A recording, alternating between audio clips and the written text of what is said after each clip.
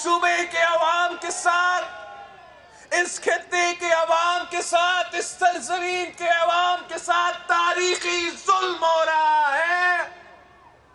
आप तारीखी महंगाई का मुकाबला कर रहे हो तो तारीखी गुर्बत और बेरोजगारी का मुकाबला कर रहे हो।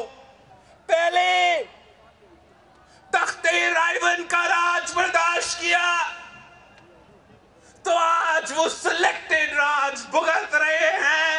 आपके साथ जो नाइंसाफी हो रहा है, जो जुल्म हो रहा है, हम वो बर्दाश्त नहीं कर सकते हैं। हमने कठपुतली से हिसाब लेना है। हमने इस इमरान को घर बेचना है।